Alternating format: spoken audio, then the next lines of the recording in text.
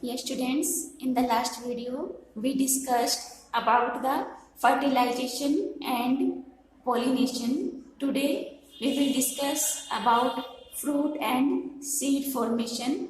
We will continue from page number 138. Last video में मैंने आपको बताया था फर्टिलाइजेशन क्या होता है, पॉलिनेशन क्या होता है। तो आज मैं आपको बताऊंगी फ्रूट्स एंड सीड फॉर्मेशन कहाँ पर होता है। तो आफ्टर फर्टिलाइजेशन के बाद में क्या होता है, ovary grows into a fruit.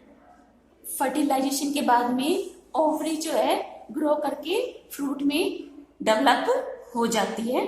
And other parts of flower fall of. Flower के दूसरे पार्ट्स मतलब इसकी पत्तियां जो हैं वो गिर जाती है।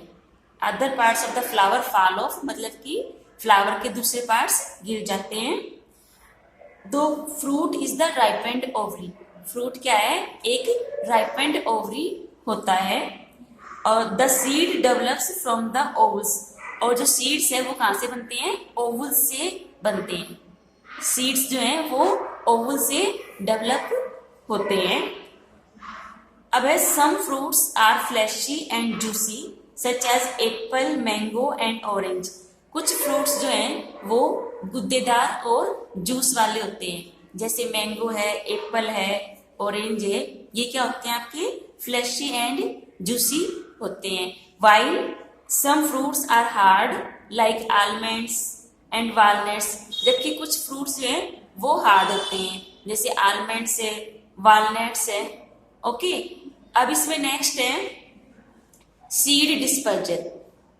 12.4 सीड डिस्पर्जल क्या मीन्स होता है सीड डिस्पर्जल का। जैसे सीड का मीन्स होता है बीज, डिस्पर्जल मतलब फैलना या बिखेरना। तो इसका क्या मीन्स हुआ, जैसे in nature same kind of plants grow at different places. जैसे आप देखते हो कि प्रकृति में एक ही तरह के पौधे कई अलग अलग प्लेसेस पे, अलग अलग स्थानों पर उगे हुए होते हैं। This happens because seeds are dispersed to different places. ऐसा कैसे होता है, क्योंकि उस प्लांट्स के बीज जो हैं वो अलग अलग स्थानों पर बिखर जाते हैं, डिस्पर्स्ड हो जाते हैं। तो वो सेम काइंड का प्लांट जो है वो अलग अलग स्थानों पर ग्रो कर जाता है। अब आप सोचो, यदि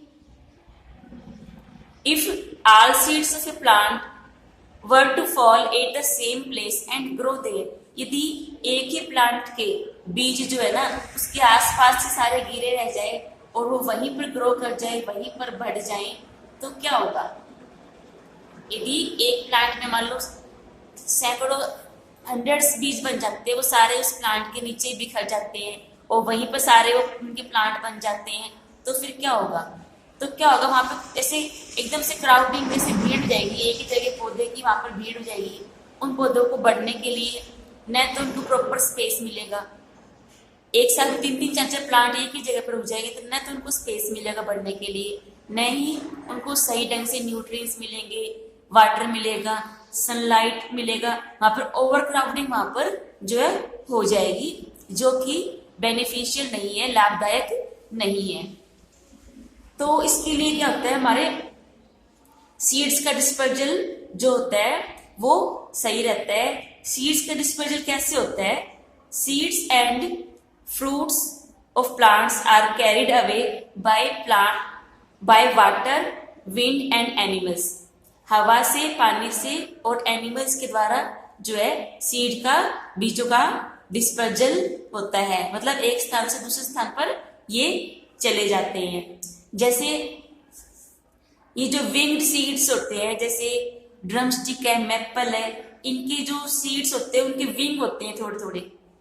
इसी तरह से लाइट सीड्स ऑफ ग्रास है, ग्रास के जो सीड्स होते हैं लाइट वेट होते हैं।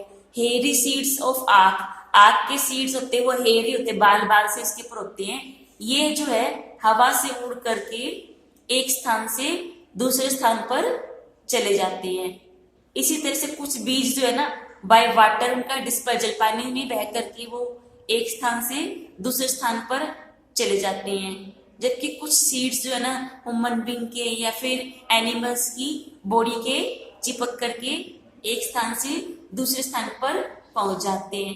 तो इस तरह से सीड्स का डिस्पर्जन हो जाता है, ताकि एक ही तरह के सीड्स जो अलग अलग स्थानों पर लग जाए, उनके प्लांट्स जो है दूर दूर तक लग सके, ताकि उनको सही ढंग से न्यूट्रिएंट्स मिल सके, सही ढंग से वाटर उनको मिल सके और सनलाइट भी उनको मिल सके। ओके स्टूडेंट्स, क्लियर है सभी को?